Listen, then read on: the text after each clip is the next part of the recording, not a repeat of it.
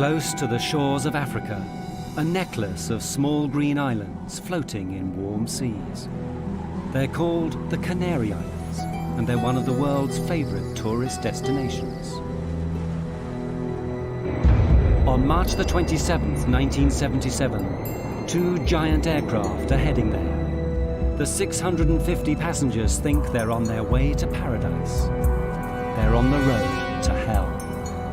KLM 48. Pan Am 1736. Their planes are diverted to a small airport on the island of Tenerife. As the day goes by, it becomes more and more choked with planes, and a thick fog sets in. Tension mounts. Passengers and crew are impatient to get to their final destination. We're going. Pan Am 1736, report runway clear. Okay, we'll report when we're clear. To clear then. What do you say? Is it to clear the Pan Am? Oh, yes.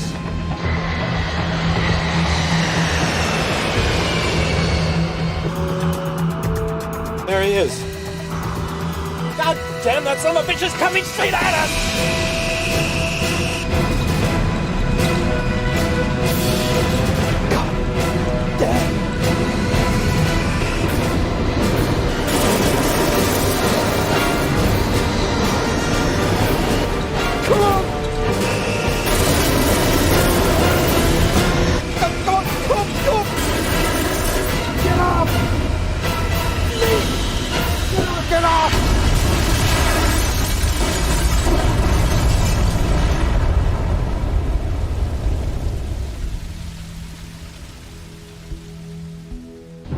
Words cannot adequately describe the horror. 583 people died, the worst air disaster in history. It was all over in seconds. For the handful that lived, they would be the longest and most terrible seconds in their lives. At first, I thought they had gotten to us the bomb. The only thing I could liken it to is if each molecule of air exploded. I looked in the cabin and everything was on fire. I thought, oh my God, we're trapped. We had 28 people in the upstairs lounge. The lounge was no longer on the airplane. Joan was standing there yelling, "Suzanne, take my hand." The engines were starting to disintegrate. I lost Joan's hand very quickly. I had put my hands over my face and said, "Lord, today I'll see you." It was a survival mode that kicked in, and it was just get out of that airplane. I said, "I will jump and try and break your fall."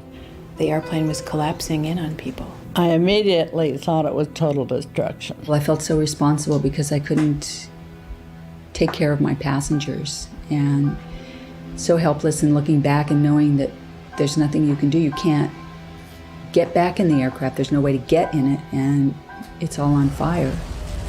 Firemen are there for 12 hours trying to put out the flames, but it's a hopeless task. As the news spreads around the world, everyone wants to know, how could two state-of-the-art aircraft possibly be on the same runway at the same time? All those people dead. What had gone wrong? Who was to blame? Only later would they discover the chain of coincidences, mistakes, and misunderstandings that had led to the biggest disaster in the history of aviation.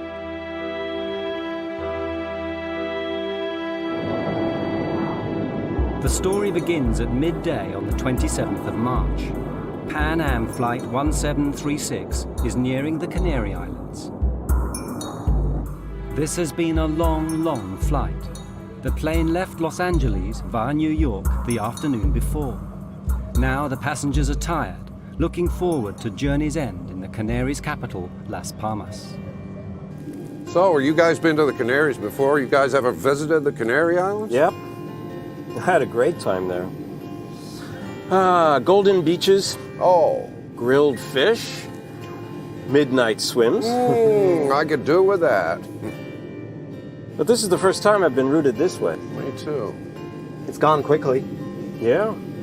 And this particular flight was one of the first ones that was what we named a fly cruise trip. Most of the passengers were retirees.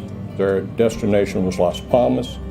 Then they would board a cruise ship and do a 10-day cruise and then come back, and then they would be picked up again and flown back to the United States. What no one has told the passengers is the Canary Islands have their own local brand of terrorists. They're determined to get independence from Spain, which actually owns the Canary Islands.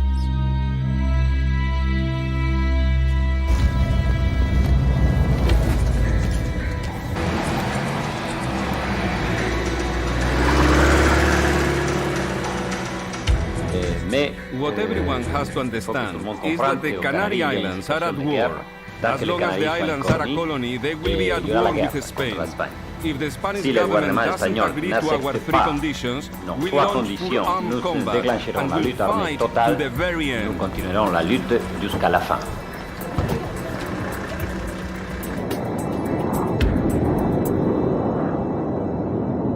Six hours out of New York?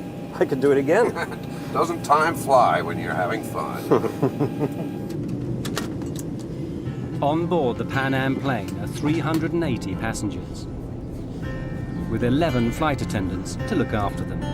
I was on the flight with my best friend, Suzanne Donovan, and we used to bid flights together, and we could do that. We would, because we enjoyed each other's company so much. Hey, Susie, save some of that energy for Paris. Oh, oui. We're just going to go to Las Palmas and drop off the passengers and ferry the aircraft, which means flying it without any passengers, up to Paris and then stay in Paris. Few disasters are ever caused by a single event.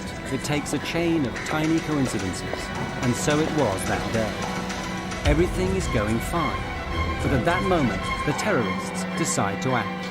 And as luck would have it, they choose Gando, the airport for Las Palmas, where the Pan Am plane is due to arrive shortly.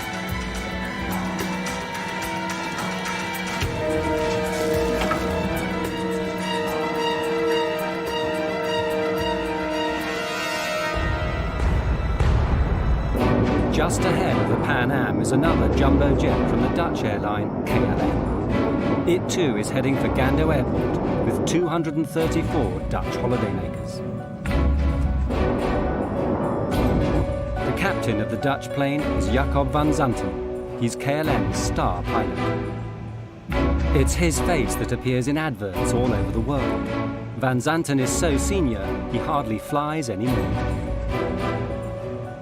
When he's not in the photo studio, he's in a simulator training young pilots, like the man in the next seat, Klaas Meurs. He'd personally given Meurs his license, something which Meurs is not likely to forget. You're just now looking at the arrival information for Gando? Yeah, I'll program in the alternates as well. We can do the briefing anytime. For future reference, I don't like to leave it this late in the flight, okay? I was just rechecking the procedures. No times to worry about here. Good. Thank you. The Dutch passengers are looking forward to journey's end too, but not all of them are going on holiday. 3 are young tour guides who actually live in the Canaries. They've been back to Holland for a seminar and are now returning to their work. It's nice being back in Holland. Yeah. But I'm glad to be getting back to sunny Tenerife. I mean, how many people can say they have banana trees in their back garden? Yeah, well, a week was just good enough for me.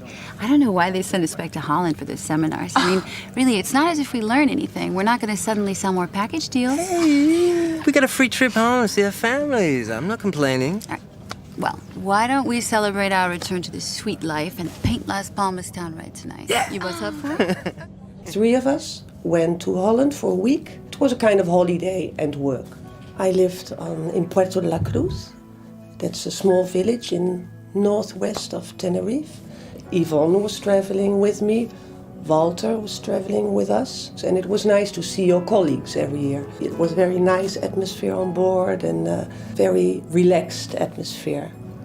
There are many families on the plane taking an Easter vacation break. Among them, 53 children.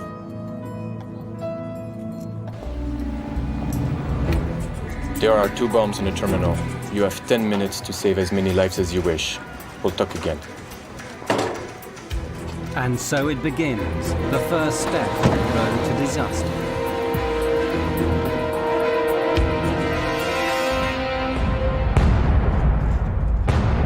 On the Pan Am plane, they know nothing of this.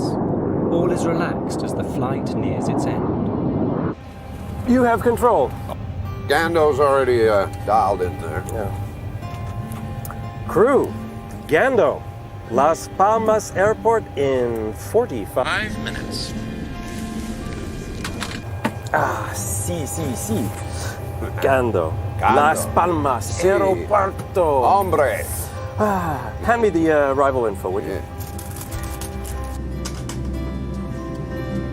For the passengers, a welcome sight. The flight attendants beginning to tidy up in preparation for landing.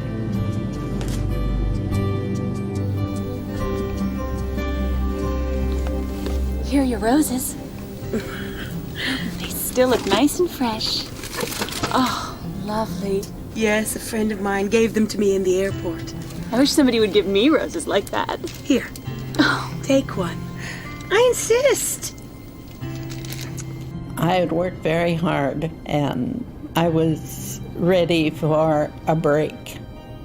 I had great anticipation for what we would see and hear and experience. For nearly everyone on board, this is the start of something special. The holiday they've always promised themselves.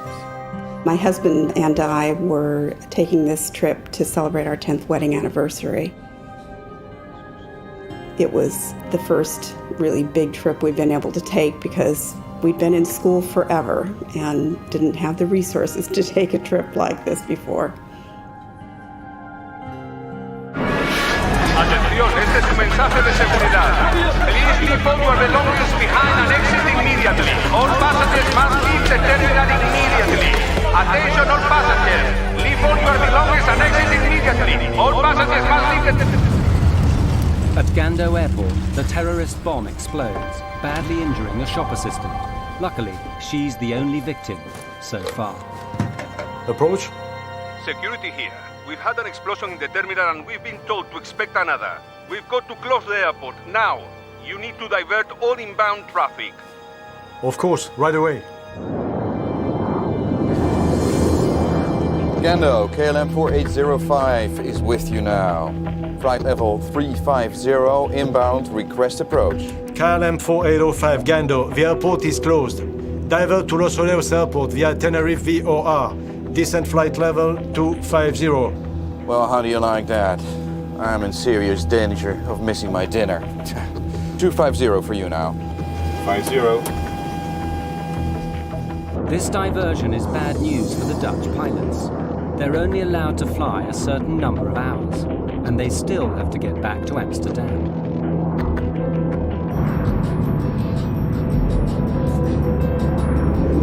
Gando, Pan Am 1736, good afternoon. We're on flight level 370, 120 miles west, inbound, approach.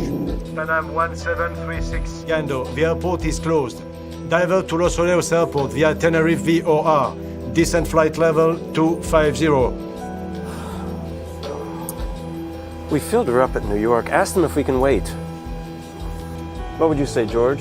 2 hours up here? 2 hours easy. Gando, 1736 requests a hold over Las Palmas. We have enough fuel to wait about 2 hours. Negative, sir. I say again, the airport is closed. We had an explosion in the terminal. There's already a long line of aircraft in front of you. Expect halts at Los Rodeos. Contact Canaries approach now on 118.5. Oh, that's just great. I think they just had so much traffic to deal with, they didn't have time to even consider giving an airplane clearance to hold or whatever. So that's what I assumed, that they had made up their mind that they were just diverting everyone to Tenerife. So now, both jumbo jets, along with many other aircraft, find themselves heading for Los Rodeos Airport on the island of Tenerife, half an hour away. It turns out to be a regional airport, more used to dealing with light aircraft than Boeing 747s. It has only one runway and about as much parking space as the average supermarket, but it's the only airport within striking distance.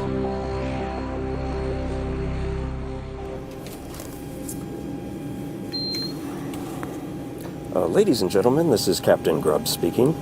We've just been told by air traffic control to land at Tenerife, which is about a half-hour flying time from Las Palmas. Apparently, there are some difficulties in the airport. We're working the radios up here to see if there's a way that we can get you over to Las Palmas just as soon as we can, on the ground. I'll let you know when we have some more information on that. Thank you for your patience. When they made the announcement that we were not going to be able to land right then at Las Palmas, mostly I was frustrated because it had been a really long trip, and I was tired, and time changes and this and that. So I guess I would say that the chief feeling was frustration and sadness that we couldn't immediately disembark and get on a boat. People were not happy about this because it was not a good omen. You know, it was not a good omen having this take place. For the air traffic controllers at Los Rodeos, it's not good news either. It's Sunday and they're short-staffed. In the tower, there are only the two of them. Enough on a normal day, but today there threatens to be as much traffic as a motorway on a bank holiday Monday. The hell are they thinking? What do they want? That makes 4 planes already and 2 747s on the way. So what have we got? Pan Am 747, KLM 747. KLM 4805, you are number 3 behind the 737. Report outer marker. 4805, follow the 737, report outer marker. My God, I've seen postage stamps bigger than this place. God, we're gonna get boxed in here, God damn it. Anyone care to hear about the landing checklist? Class, you're flying. You've got to call the landing checklist. Landing checklist, please. Auto brake? On medium, you never know. Runway is short, and on top of it might be slippery. Be careful. Lima Tango 107, you are clear to descend to flight level 80, holding pattern. At Los Rodeos, planes are pouring in one after the other. Sunjet 282, switch to ground now on 118.7. Sunjet 282, switching to 118.7. Good day. God damn it. Of all the days this has to happen. Just when Spain is going to teach Hungary a lesson in football. I don't know. For sure it's bad timing. How are we supposed to get all these planes down? That Sunday, the two controllers find themselves thrust into a situation that's way over taxiway and hold for further instructions. Los Rodeos had never seen so many big aircraft all at once. Contact standby for taxi clearance. Sunjet will take your place. You can begin your taxi just after it passes behind you. Brake, Spantax, hold on. Hey, say, where are you gonna put the KLM? Next to the breathing 737. No choice. Still waiting for the Pan Am 747. Yeah, but that's 2 large carriers. It won't be easy to handle. You gotta leave some room for these other planes that wanna roll. Pan Am 1736, leave level 230 now for level 120, call back crossing 180. The Pan Am plane begins its approach. 1736 cleared to flight level 120, report crossing 180. The passengers are fed up. After 13 hours in the air, they're wondering when it's all going to end. Say, why the diversion? Is anything wrong at the airport? Oh, no, just a slight technical difficulty. It'll be cleared up in no time. Nothing serious? No, nothing to worry about. At the back of everyone's minds is, how long is this diversion going to last? Is it going to jeopardize their cruise? Will they miss the boat? Their tour guide reassures them. Hello, everyone. This is Bo Moss speaking. Ladies and gentlemen, our cruise ship, the Golden Odyssey, has got its engines running and will, I've been told, come out to pick us up if this delay should continue. So it will be just a few minutes longer. Please bear with us.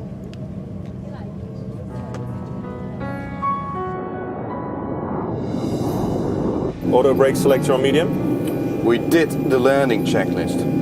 Auto brakes, medium. KLM 4805, clear to land runway 30. Roger, 4805, clear to land 30.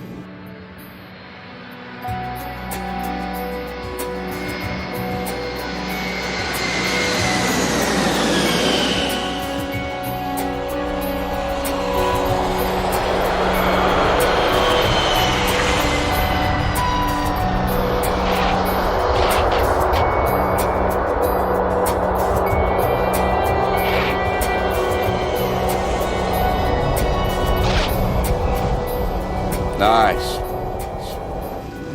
Clever kiss landing. Nice and smooth. Grandma didn't spill her tea. Next time, just get the plane stopped. Don't eat up all the runway. You never know. Okay? Right. I think he wants us to park parallel to the 737. All right. You've got room on my side. You can turn. Stop. Brake here. Stop. All right. That'll do. Good. Los Rodeos ground, KLM 4805. 4805 ground.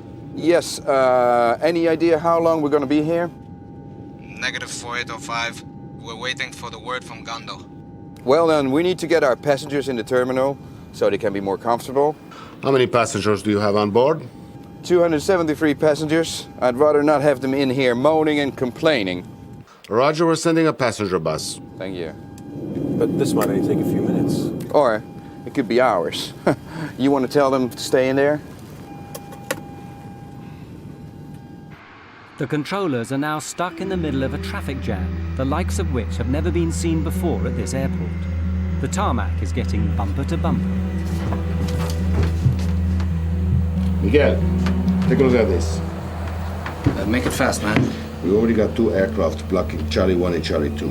The only option is to start lining them up down here. Not everyone's gonna make that turn onto Charlie 3. I already thought about that. We can squeeze the Panam 747 through here. How do you get them out if we ever do get them out? We'll have to backtrack them. Taxi down here, turn around, take off. He's gone, do the next one.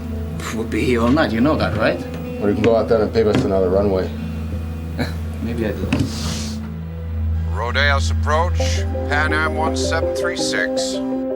There is some method in their madness. Sooner or later, they'll have to get all these aircraft out again. Since all the taxiways are blocked with aircraft, what they propose to do is to use the main runway as a taxiway instead. The planes will take it in turns to taxi down to the far end, turn round, and take off. Ladies and gentlemen, we apologize for this delay. While the flight crew and The Dutch plane waits on the ramp. air. Its passengers should be spending this afternoon on the beach. Instead, they learn they're going to spend it hanging around the departure lounge of a small airport. No. We're going to visit another airport first, Los Rodeos. Then we'll be going to Las Palmas. Los Rodeos? Yes. Go on. Let's get your shoes on. It is weird. Robina, Walter and Yvonne actually live and work on this island. This is like So when they eventually get to Las Palmas, they'll have to get another plane to bring them straight back again. Well, maybe we could get off here. Yeah, and what about our bags? You're so materialistic. Just because you want to see Paul doesn't mean the rest of us have to walk Robina around wants to naked. see her boyfriend Paul in Tenerife tonight, not spend it in Las Palmas. I miss him so much after this week in Holland. I could skip Las Palmas, to be honest with you. We're moving. Let's go. Bye. See you.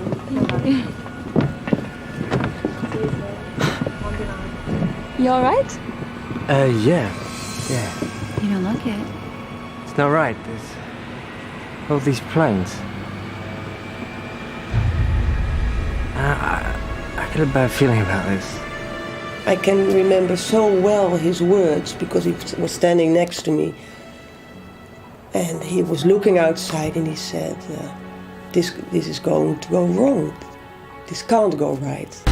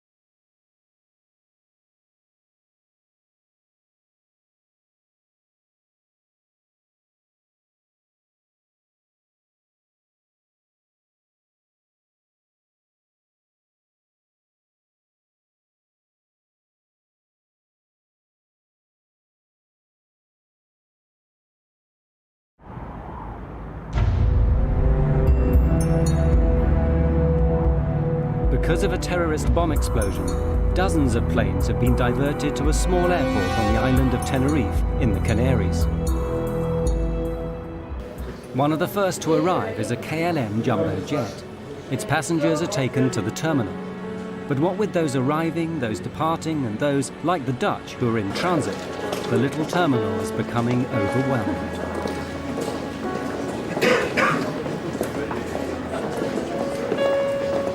Pan Am 1736, short final for 30.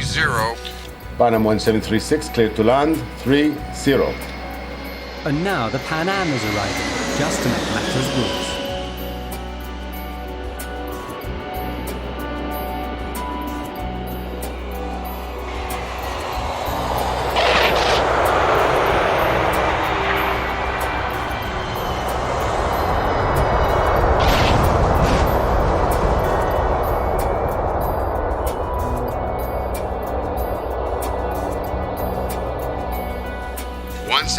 At the end of the runway, you have a follow me for taxi instructions. Have you got him inside?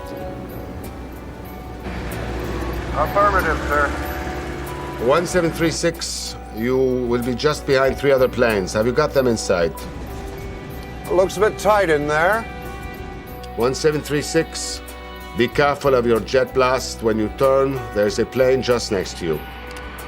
The ground situation was a traffic jam, because when we landed there, the ramp was so crowded with other airplanes, and we were directed to taxi down to the end of the ramp area and park behind 3 other airplanes. And basically that's all we saw, and we didn't know when the airport at Las Palmas was going to open, so we really didn't leave the airplane area, let's say. By this time, the terminal is so full, there's no room for the Pan Am passengers. They'll have to stay on board their aircraft. After 14 hours stuck inside it, they're not happy. Ladies and gentlemen, I've authorized a door to be opened and the stair ramp set in place so that anyone who wants can walk down and stretch their legs. Unfortunately, due to the number of other airliners here now, we cannot get near the terminal. I know we've all had a long day already, so I hope that we can get you out of here in about an hour or so. Thank you very much. They actually allowed us to get off the plane and just to walk downstairs and stand on the tarmac, stretch our legs. I think everybody was getting weary of traveling and ready to start their vacation. They opened the doors to give us air and we could look out. It was cloudy and overcast. It kept darkening down and was not nice like we had hoped it would be. Everyone had been expecting tropical sunshine. Instead, it's damp and misty with clouds as far as the eye can see.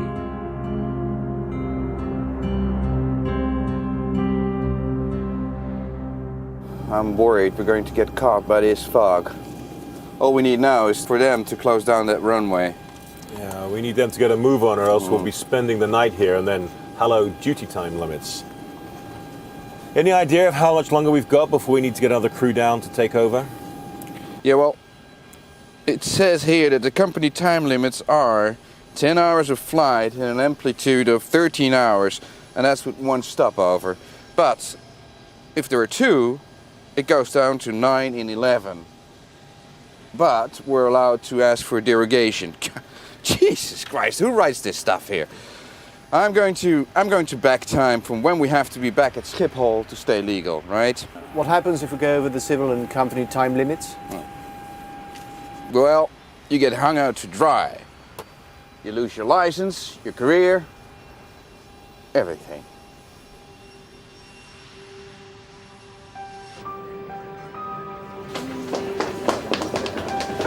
That's it, it's all settled. We can stay here in Tenerife. It's so stupid to go to Las Palmas now. We just have to come back tomorrow.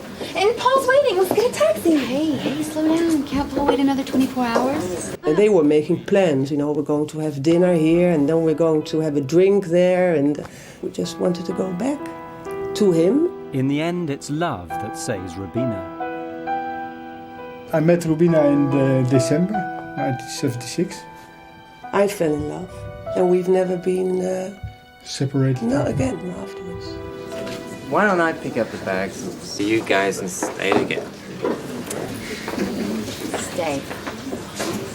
You know, Walter and I actually know how to have a good time without you. Yeah. You'd just be a drag anyway, thinking about Paul the whole time. Really? Great!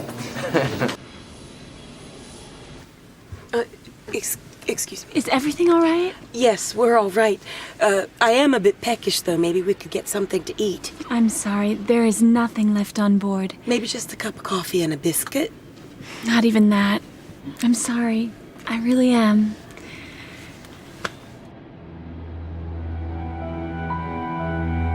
That was a long 4 hours without coffee or pop or anything. We had no food to serve. We had only the one meal that had been boarded in New York. We'd already served that before landing. That was really all we had to serve.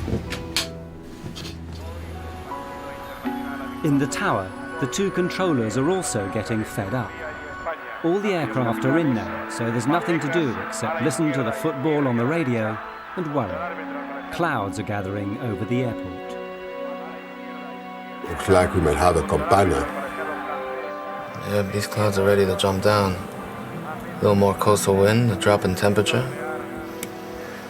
and we'll be covered in clouds. Better get a move on or they won't be taking off. Rodeos, Gando. Rodeos, go ahead. Gando to Tenerife ATC, we've just reopened. Temperature is 20 degrees. Winds light and variable. Arrivals raining 2-4. Gando will start sending them your way.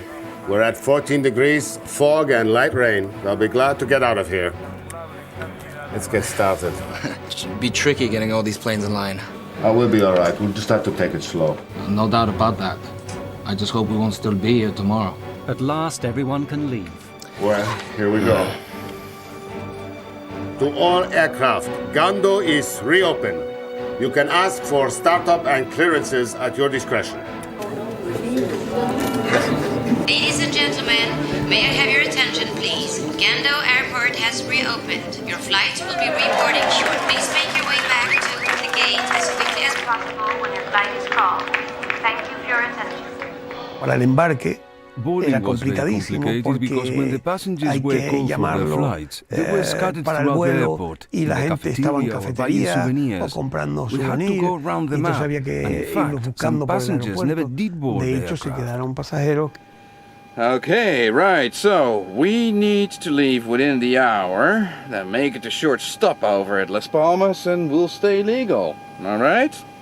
Willem, since we're trapped in here until the passengers get back, we might as well take on some fuel.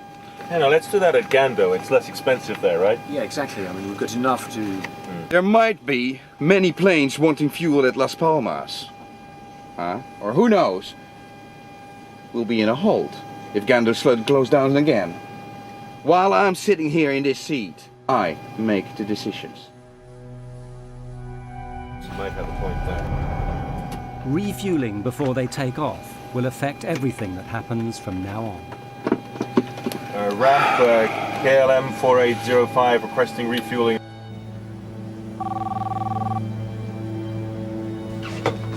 Yes? We're going to refuel during passenger boarding. Apply the necessary security measures. Information lights on, toboggans armed for doors without step ladders. And do you know when we will be in the air again? My crew is starting to wonder about their shift time. Tell them whatever they like. I'm trying to save us some time here, okay? Certainly, Captain.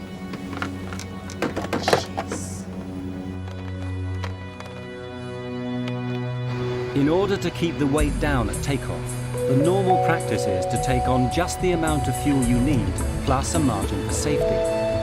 But the Dutch captain takes on 55 tons, enough to get him not just to Las Palmas, but all the way back to Amsterdam. That decision will have unexpected consequences for everyone. KLM 4805, passengers continuing to Las Palmas, Canal Gorge. Inside the terminal, all the passengers are called to rejoin their flights. The two Dutch children are missing.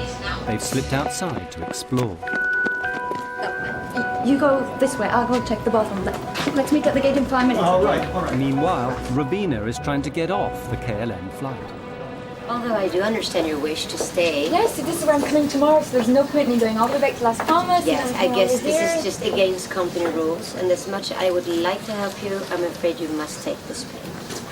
I guess you can't change the rules just for me. But there's no harm in trying, right? Have a nice day. Thanks.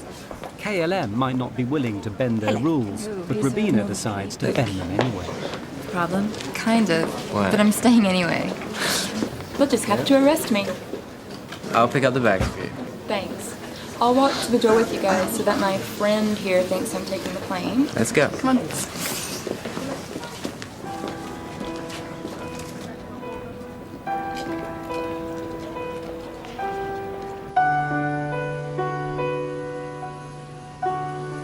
Well, they wanted me to go with them, and they really tried to persuade me, and I tried to persuade them to stay. You know. And yeah, but that's how it goes. Fortune had smiled upon Robina van Lanschot. Of the 234 passengers on her flight, she would be the only one left alive.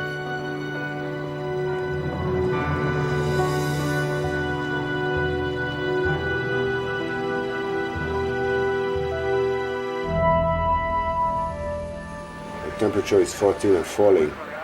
The dew point is 12, not a good sign. The visibility is going to drop like a rock. Weather. Hi guys, it's Fernando. What's the current visibility? Got it. Keep us posted if it changes, okay? In the meantime, we're going to let them go. The controllers need to move quickly before the weather closes them down. But some planes can't move. Rodeos ground. Pan Am 1736 request clearance. Las Palmas latest weather and taxi instructions. 1736, there's a delay for you. The KLM in front of you is refueling. Oh, come on, let's try to get around him. But there's going to be a revolt back there if we don't get moving soon. Ground, we'll try to sneak past him here. The Pan Am captain does his best. He starts his engines and tries to squeeze past.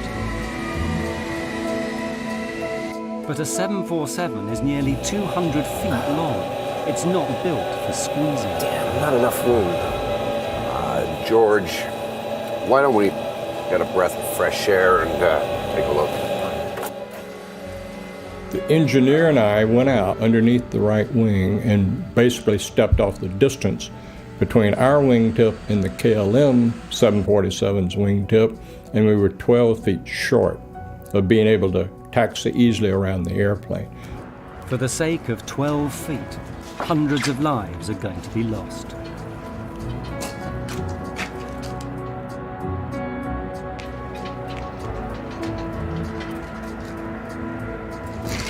Did you notice that when we were coming in? The volcano, amazing, isn't it? Legend has it the devil himself lives on Mount Teide. 12,000 feet, highest point in Spain. It's always in the clouds. So you must get socked in here all the time. Yeah, warm, moist air comes screaming across the Atlantic, hits this island, gets cooled down, and wham, you're in the soup.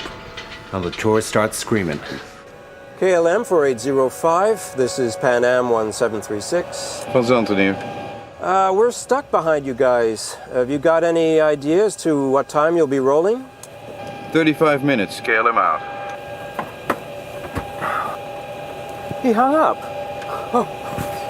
Nice man. We're stuck behind him, that's all he's got to say. What an ass. On the KLM, more frustration. That's the count. We're missing 4. It must be the family from row 33. All right. I'll let you tell the captain. I'll help prepare the cabin for takeoff. Gee, thanks. I know. Roberto, you have to find them. Please, hurry up.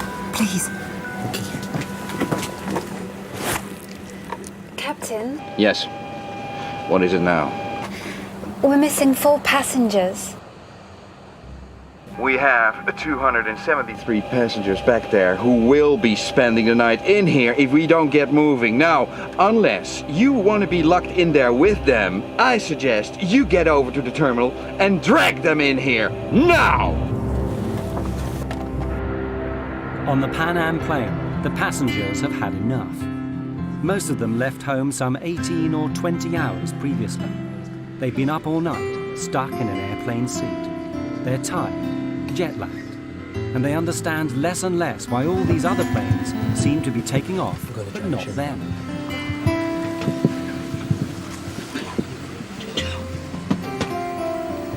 My friends, I know it's been a trying afternoon for all of us, but when we are finally on board the Golden Odyssey, you will be pampered day and night. Your own private telephone will give you access to room service at all hours. A twist of the button will give you just the right temperature. Queen-size beds will make you forget these airplane seats.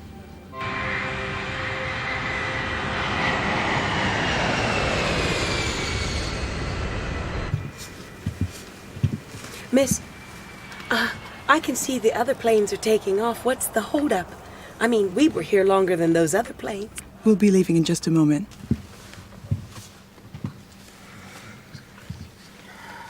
Keep thinking of Paris, I guess. You can keep thinking about it. Yep.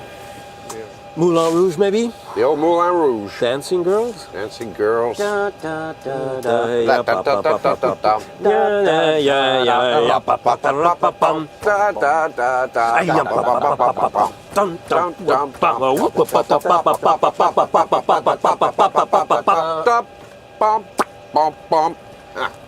You ever get there? We'll get there. Around about this time, the ground controller, Roberto, manages to find the two missing Dutch children. Where have you been? Come on, hurry up. They're only waiting for you to take off.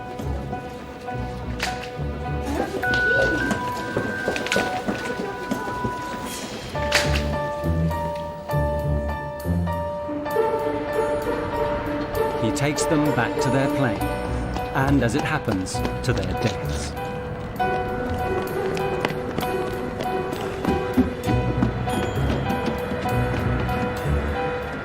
Y los fui a buscar y no se me olvidará nunca I'll porque never forget podía that. no haberlos encontrado y hoy en If I día se hadn't hubieran found salvado, them, ¿no? they'd be alive today. Pero no fue así. But Seguramente was it destiny? el destino, ¿no?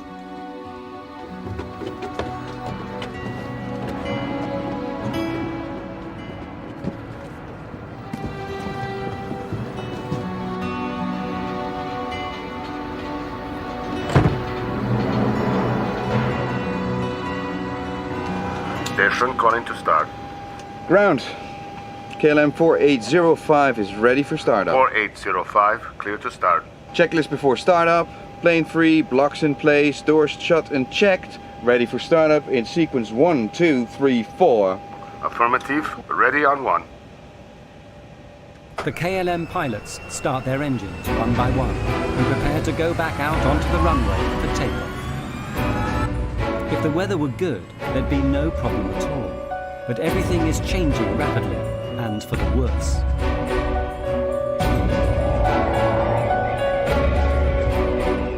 Taxi company is here. Visibility is right down. We've fallen from 10 to 3 kilometers in the past half hour. But there's good wind. There will be some hole. Yeah, but let's face it, the weather is not going to get any better.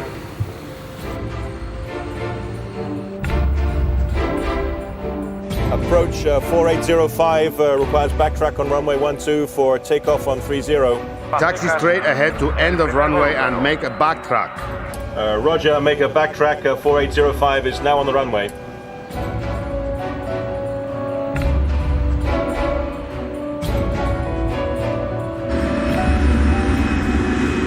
KLM is now back on the runway.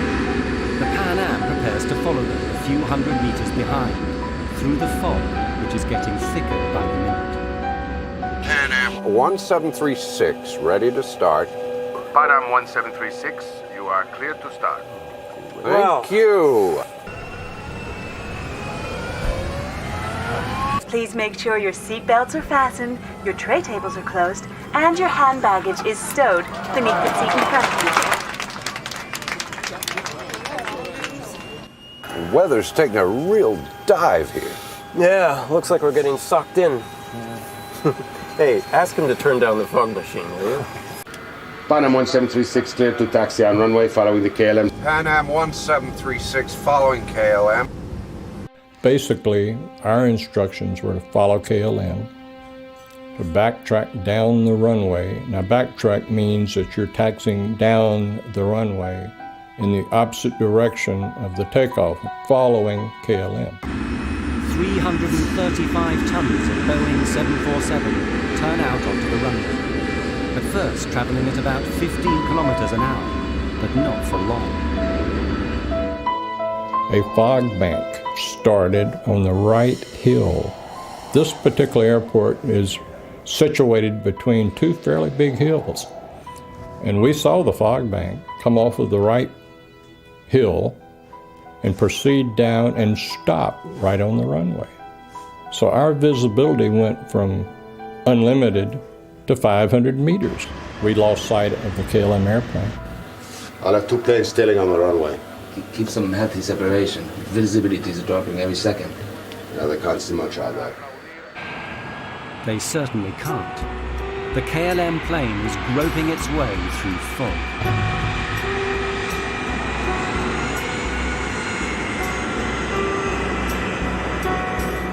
Can barely see the pavement.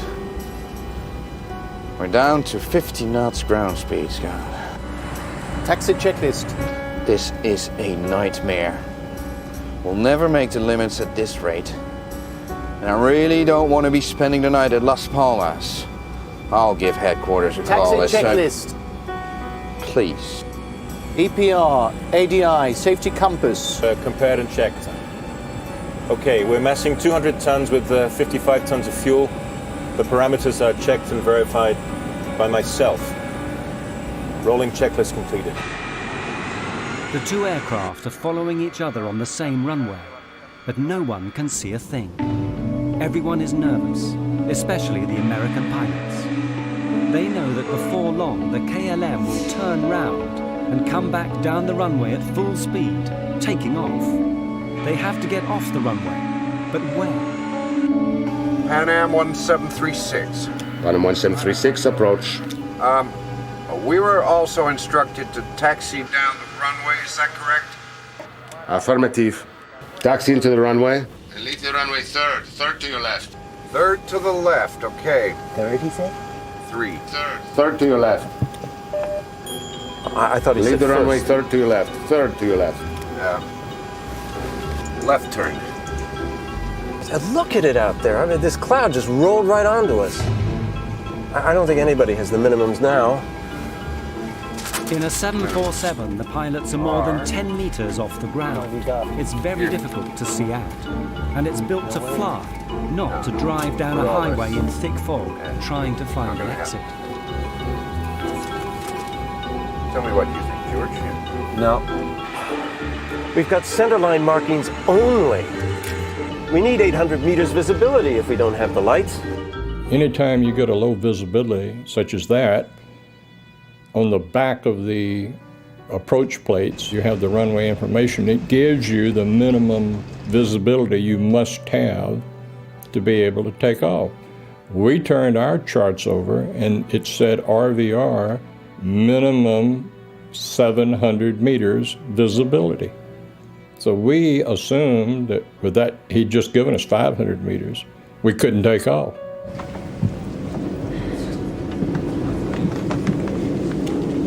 My feet are killing me.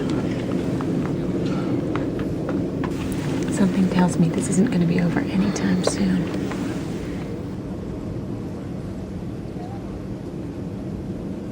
KLM 4805, how many taxiway did you pass?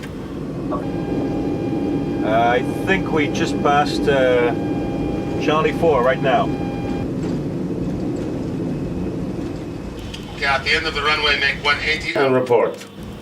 Report for ATC clearance. Okay, sir. Tell me, is centerline lighting available for 4805?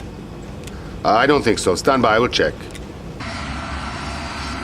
The Pan Am is still travelling along the runway behind them, but very slowly now, because the pilots are confused.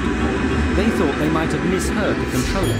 Did he say the third exit, or was it the first? The first one was a 90-degree turn. Yeah, okay. This one down here is a 45. It must be the third. But this third exit seems to be an impossible turn for a 747. There must be some mistake. The logical exit is the next one, Charlie 4. It's only a 45-degree angle and leads to where they want to go. I'll ask them again.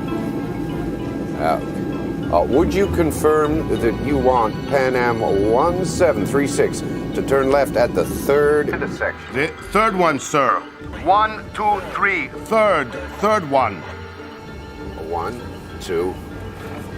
Good, well that's what we need, right? The third one. 1, 2, 3. Right. 1736, report runway clear.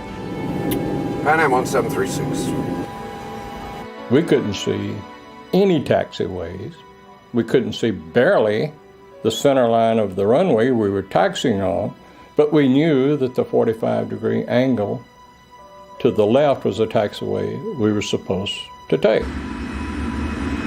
1 kilometre ahead and out of sight in the fog, the KLM is nearing the end of the runway.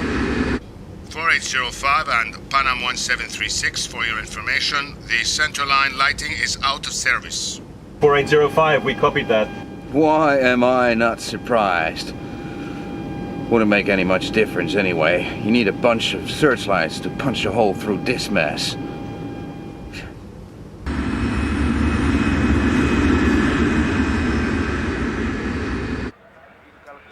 Back in the control tower, things are becoming stressful too. For several minutes, they've been unable to see either of these two big jumbo jets on the runway. They don't have ground radar like a big airport. To all intents and purposes, they're working blind.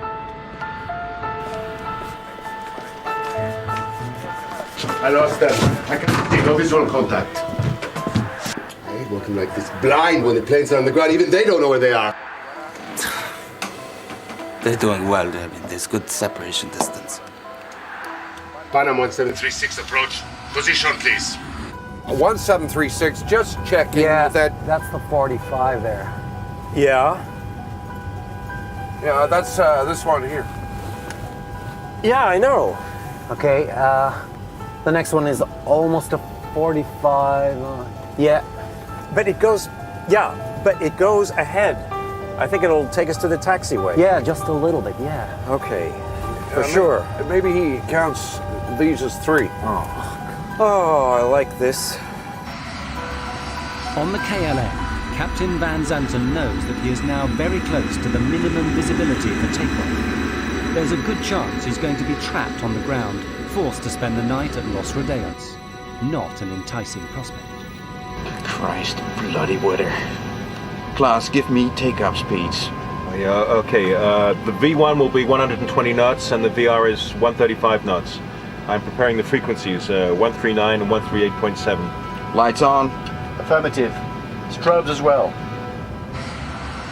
Of course, the people in the back have no idea about any of this. Calm down. The way that everything is clicking into place. That's it. Just one last hop and we'll be there. Okay? Goody. Is it gonna be a long holiday? Just like last year. The only thing which might alert them is the fact that the view from their windows is now down to just a few dozen meters. Where's the wing gone? It's hidden by the fog. What? A frog? A big green frog? Don't be silly, just calm down. Shh. Chewing gum to pop your ears. Yeah, sure. Thanks. I wonder if Rubina will have a good time tonight. Oh, are you worrying about her? Oh, she always manages to have a good time. That's true. At the end of the runway, the plane begins its 180-degree turn. How many have taken off now? Feels like we've been texting for hours. I can't see anything. Do you think they can see any better out the front? Maybe, Yeah? There's a lot of fog out there. It's just after 5 p.m. The two aircraft are now face to face, a kilometre apart, unable to see each other in the fog. Okay, well in the numbers now. Can't be far from the threshold. You can just about see the white center line. I've left the body gear on to help you turn around. I've got 8 greens on the undercarriage. Wipers on. Lights are on. I said wipers on. All right, there you go. Okay, we have 700 meters visibility here now. Wait a minute. We don't have ATC clearance. I know that. Go ahead, ask. KLM 4805 is now ready for takeoff. We're waiting for ATC clearance. KLM 4805, you're clear to the Papa Beacon. Climb to and maintain ATC clearance is the route the aircraft intends to take once it's left Los Rodeos. But it's not permission to take off. That has to be obtained separately. Las Palmas VOR. Roger, sir. We're cleared to the Papa Beacon, flight level 90. Right turn out 040 until intercepting the 325. We're going. No! Stand by for takeoff, I will call you. And we're still taxiing down the runway. Pan Am 1736. Pan Am 1736, report runway clear. Okay, we'll report when we're clear. Thank you, 1736. He asked us, were we off the runway? And I responded back, negative. We are still on the runway, but we will report clear of the runway. That was the last thing I said over the radio. Let's get the hell out of here. Yeah, he's anxious, isn't he? Yeah, and now he's in a rush.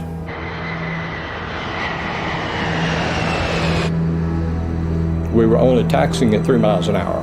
Nothing in my mind would have even given me the thought that he was taking off.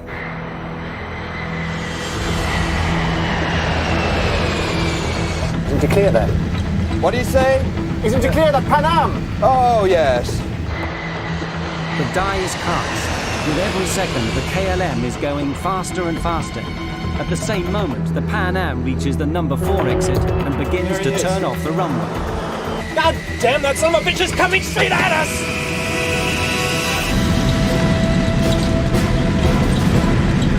God damn.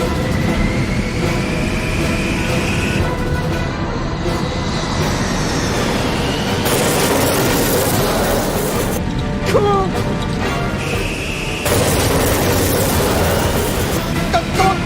Go!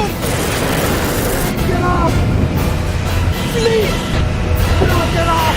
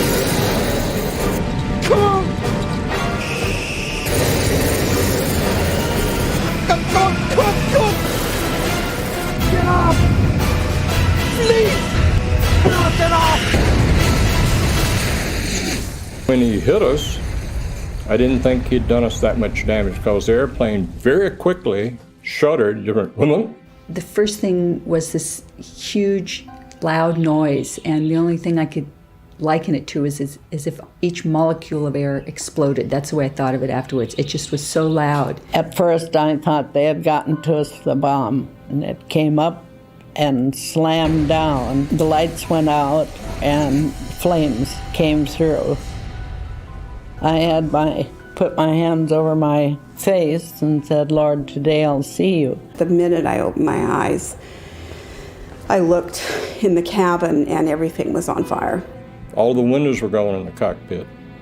I looked out to the right wing was on fire. I looked back to the left.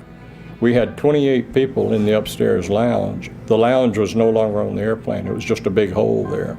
And I could see all the way to the tail of the airplane, just like someone had taken a big knife and cut the top off. People were just sitting in their seats. They weren't moving.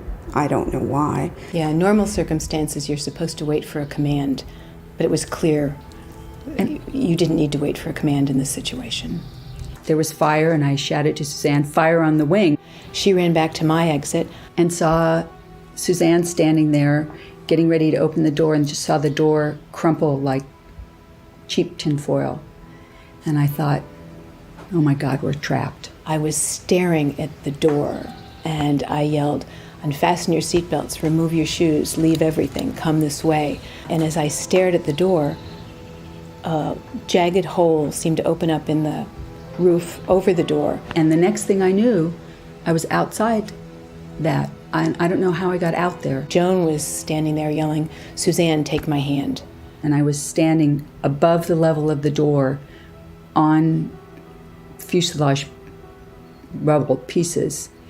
And I leaned down and said to Suzanne, "Give me your hand." She grabbed me out with one hand. I mean, I don't know how she lifted me. And then we were standing up on top of almost on top of this airplane. And I thought, it's really a long ways down. If we jump, we're going to break our legs. We were on debris. It was like ice flows, big chunks of fuselage kind of moving all around. The engines were starting to disintegrate already. We could hear them disintegrating and throwing metal. I lost Joan's hand very quickly, so I jumped. And it seemed like the leap from a second-story building. The captain, he elected to jump down in the first-class section of the airplane. And when he hit the first-class floor, the floor collapsed and he fell on down into the cargo area. It was so hot that the oxygen bottles exploded and burned him very badly, as a matter of fact. It was a survival mode that kicked in, and it was just get out of that airplane. I didn't stop to think about how it happened. I went to where the door would have been, and I left my wife seated. And then it came to me, what am I doing? Where's my wife? So I turned around, and she was coming, and I said, "I will jump and try and break your fall." My husband was sitting to my right, and I undid his seatbelt and kind of pushed him out of his seat to get him moving. And we headed for the door that was closest to us. And it was engulfed in flames, and there was no way to exit that way. I looked over, and at some point, someone had opened the other door, which was amazing to me. And I just yelled over here and headed toward the door on the other side, which was, again, the wing door. In the haste to get out of the burning plane, Karen became separated from her husband. He died in the flames.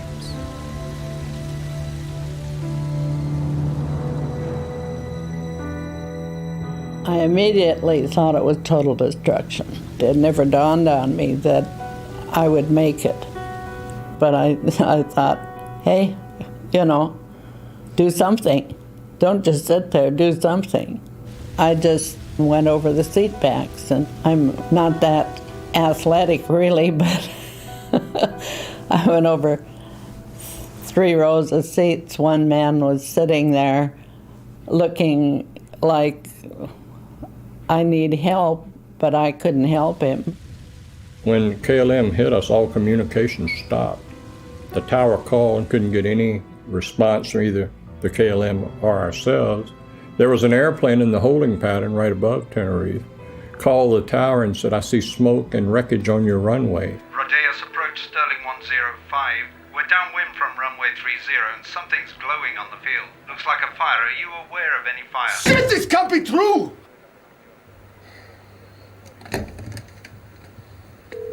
Come on, come on! Come on, come on! He hits the emergency warning. After KLM hit us, he went on down the runway and hit on the runway 1,500 feet down, closer to the tower. So when the fire truck and the ambulance came out, they got to him first. So no one came to us for quite a while. As a matter of fact, I remember thinking, I wonder why somebody hasn't gotten out here to help us.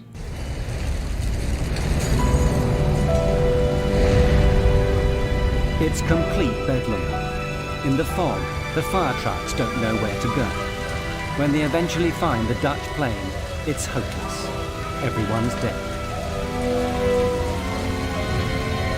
And the whole time, they don't realize there's a second plane a short distance away, hidden in the mist, with people waiting to be saved. It's another 20 minutes before the Pan Am plane is discovered.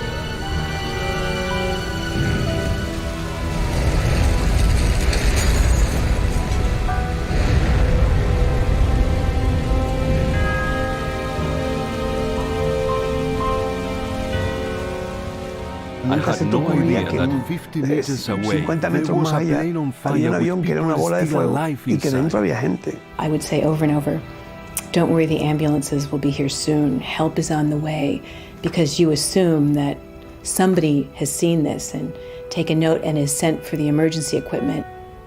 It's hard to call what we did an evacuation. It just seemed to be people got out where holes were provided. It all seemed a matter of total luck. Cuando uno llega a un lugar de accidente donde ve un avión que está abierto por la mitad, que es en tierra, que ve al comandante del avión mirando el avión, que la gente sale gritando, que corre, que busca a gente conocida, que no se sabe si está dentro del avión, si está afuera, y qué ha ocurrido, pues realmente la situación era caótica, ¿no? Only 20% of the Pan Am passengers get out alive, and most of them are gathered on the left wing, which has somehow miraculously remained intact.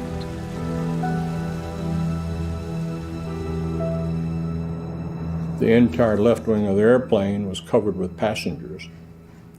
And it turned out there were probably 45 to 50 passengers out on that wing. I've never asked anybody how high the wing is from the ground on a 747, but it looks to be a very long ways. And I cut open my head and fractured my foot. My wife jumped after me, and she said I cannot walk. And I dragged her on her side for probably a block and a half away from the plane. The motors were going full tilt, and I didn't want to get over where the motors were, so I sat down by the body of the plane. I had no comprehension at that moment that I would be jumping off the wing and In the debris, you knew there were trapped passengers and people, and there was absolutely nothing you could do to help because the airplane was collapsing in on people. Only one door was opened by a crew member, and that was one of the black flight attendants who did that. And she lost her life when the engine disintegrated and debris hit her. And I thought if we could just walk around to the other side of the plane, we would find all of the passengers and our other fellow crew members, which of course wasn't the case. Even 20 minutes after the disaster, the controllers in the tower still have no idea how serious things are. Departing aircraft. All departures are suspended until advised. Hello.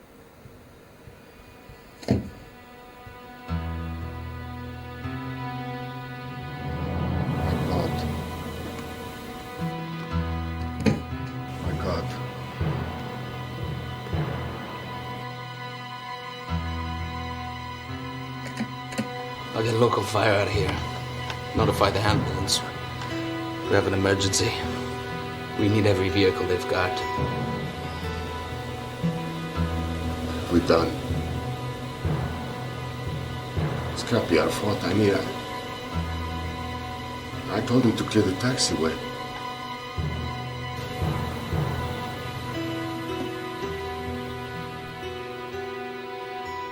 When I got out on the ground, I could hear people screaming and yelling and all.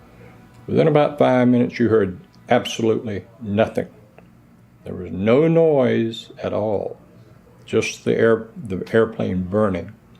I asked one of our medical directors later on what he calls that, and he said that when you have a fire that hot and that much of a fire, it consumes all of the oxygen in there and people basically suffocate.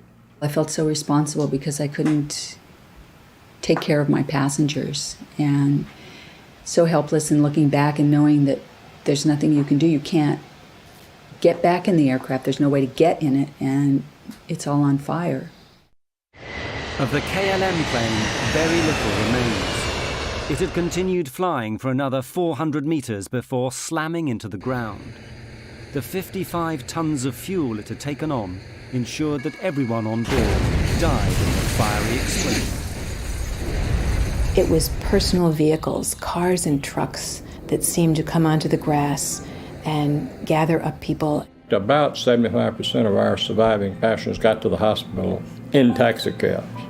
It was a wild, crazy ride as we were going to the hospital. The skin was hanging on both hands because I had received burns, but it hadn't affected my eyes. I had blood all over me, and I walked up to somebody and said, "I'm a doctor, can I help?" And the guy that I said it to had the oddest look on his face, just this very wan smile, and he just shook his head, and then I immediately went into a coma. Word soon gets out, and in the hours that follow, the international press begin to arrive, and the first news is flashed around the world. Rescue workers are still going through the wreckage of the two jetliners this morning in the Canary Islands. They're looking for the bodies of victims in this worst accident in aviation history. Two jumbo jetliners, 747s, collided on the ground at the airport at Santa Cruz de Tenerife yesterday morning.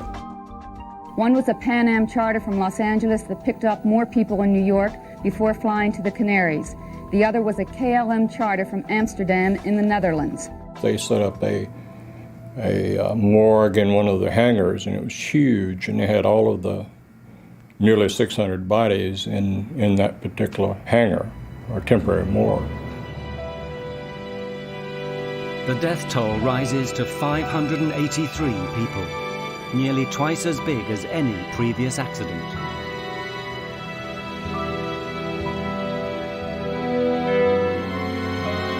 And then everyone begins asking the same questions. How and why could two state-of-the-art airliners smash into each other on the same runway?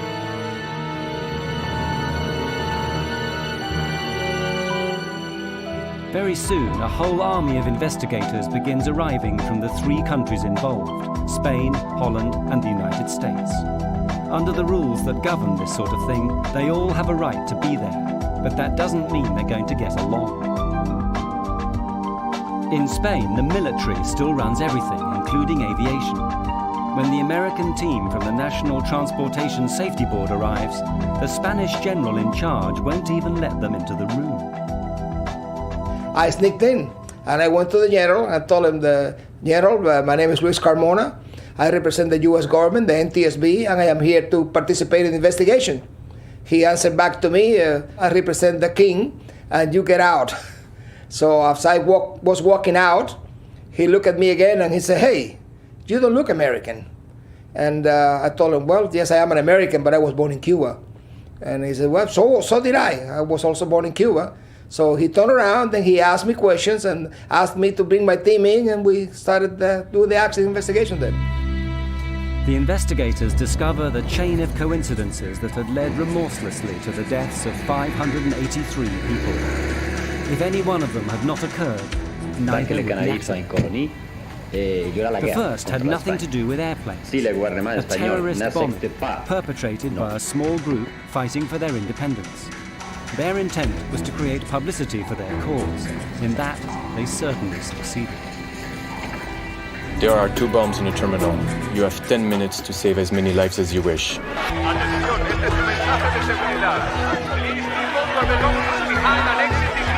The airport is closed. Divert to Los Rodeos Airport via Tenerife VOR. Descent flight level 250. Because of the bomb, all air traffic was rerouted to Los Rodeos Airport on the neighbouring island of Tenerife. But it's a small regional airfield with only one runway. A 747 can land there. The runway is long enough, but that's all. The airport is ill-equipped and unable to handle that amount of planes or people. Lima Tango 107, you are clear to descend to flight level 80. Subject 282, switch to ground now. Contact standby for taxi clearance. KLM 4805, clear to land runway 30. Pan Am 1736. Pan Am 1736, short final. As luck would have it, this tidal wave of traffic happens on a Sunday afternoon, when there are just 2 controllers on duty. They're good, but not used to handling as many airplanes as on that day. Big airplanes that need lots of room to park. They are confronted with an enormous jigsaw puzzle. We'll be here all night, you know that, right? Or you can go out there and pave us another runway. Meanwhile, in the KLM cockpit, the stress is mounting. Any idea of how much longer we've got before we need to get another crew down to take over? Yeah, well, KLM had recently introduced new company rules which handed out severe penalties for pilots who exceeded their flying hours. What happens if we go over the civil and company time limits? Well, you get hung out to dry. You lose your license, your career, everything.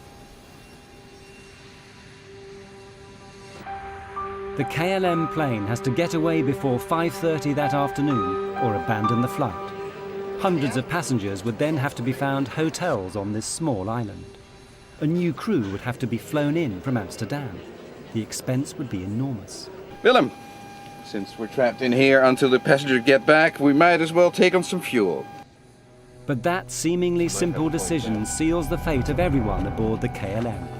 Refueling not only delays him for half an hour and the Pan Am stuck behind him, it makes the KLM plane so heavy it'll be unable to lift off and clear the Pan Am plane on the runway.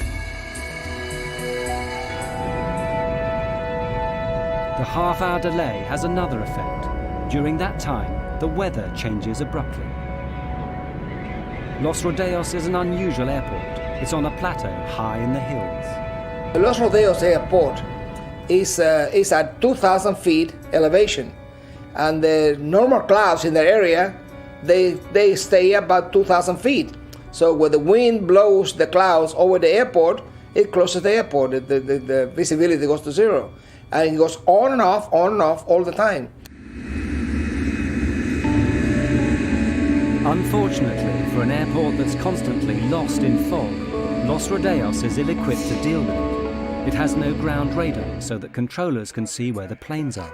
In fact, the facilities are downright primitive. When he was not, they had a person sitting in a building next to the runway, and he just took a visual measurement of the weather, and that's how the weather was checked. And that's about all. In the fog that day, both aircraft are invisible to the controllers. I lost them. I can't see no visual contact. There are no runway center lights working either. Visibility is on the borderline of what is safe. In fact, as far as the Pan Am crew is concerned, it's below the legal minimum, so no aircraft can take off. Look at it out there. I mean, this cloud just rolled right onto us. I don't think anybody has the minimums now. But the Dutch are working to a different set of rules. The scene is all set for a disaster. What will actually trigger it? The Dutch investigators thought they'd found the reasons. God damn it. Of all the days this has to happen. Just when Spain is going to teach Hungary a lesson in football. The controllers, they say, were listening to the football on the radio. Perhaps their minds weren't on the job. Furthermore, their bad English had confused the pilots. Taxi into the runway. And leave the runway third. Third to your left. Third to the left, okay. Third, he said? 3. Third. Third to your left. I thought he said leave the first. runway third to your left. Third one, sir. 1, 2, 3. Third. Third one. 1, 2. Good, well that's what we need, right? The third one. 1, 2, 3. We were listening to the controller talking to the other airplanes. We were listening to the controller giving the ATC clearances, the taxi clearances. And he spoke clear enough English for anyone, I think. So I'd have to say no, I don't think the controller was involved at all. I don't think he had any fault at all in this accident. 1736, just checking that. That's the 45 there. But the Dutch haven't finished yet. Yeah, that's this one here. Yeah, I know. They make an even more controversial claim. The next one is that provokes a almost blazing row. That the Pan Am plane had caused the accident by being on the runway when it shouldn't have been. I think it'll they take hadn't us to the followed taxiway. orders Yeah, to turn just a off. little bit, yeah. Okay, for sure. Maybe he counts these as 3. Oh, I like this. They were going to taxiway 4. He was instructed to go on 3, but he had to go 4 because taxiway number 4 was the one that had 45 degrees, and it was easy for the 747 to access it. We said, confirm which taxiway you want to take, and he says, the third on your left, 1, 2, 3, the third on your left.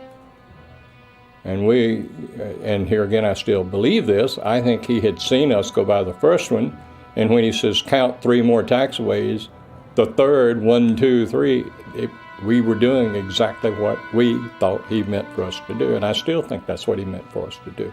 It was the logical taxiway to take. Whether they should have taken the 3rd or 4th exit became largely irrelevant anyway, because it became clear that Captain Van Zanten had made one of the most elementary mistakes a pilot can make. He'd taken off without permission. We have 700 meters visibility here now. Wait a minute. We don't have ATC clearance. I know that. Go ahead, ask.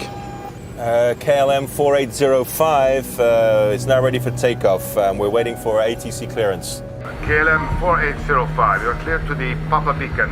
The KLM is given its ATC clearance, which is simply the route it must follow after takeoff. Now it must wait for permission to take intercepting the 325 radial at Las Palmas VOR. Roger, sir. We're cleared to the Papa Beacon, flight level 90. Right turn out 040 until intercepting the 325. We're going. But why didn't his crew stop him? It's very difficult for a co-pilot or a flight engineer to tell the captain, hey, look, you missed something. Tenerife exposed a problem that had long existed in commercial air travel. The pilot was regarded, and often regarded himself, as God. The captain is always right. He's never wrong. No junior officer was ever going to contradict the airline's top pilot, the man who'd given him his license. Panam 1736, report runway cleared. Did you clear that? What do you say? Is it to clear the Panam? Oh, yes. Captain Van Zanten, highly stressed, knowing that he has to take off or abandon the flight. His crew, aware that he's done wrong, frightened to tell him. Disaster is now inevitable. God damn.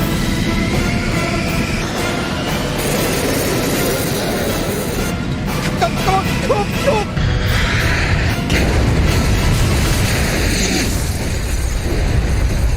The official report is written by Spain. It blames the accident on Captain Van Zanten's decision to take off without permission. The Dutch refuse to accept it. They publish their own report, blaming language difficulties and the general confusion at Los Rodeos.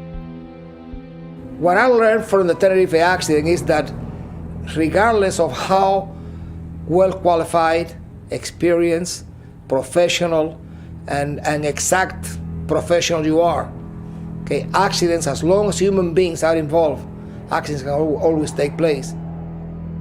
The insurers pay out a record sum, $2 billion in today's money.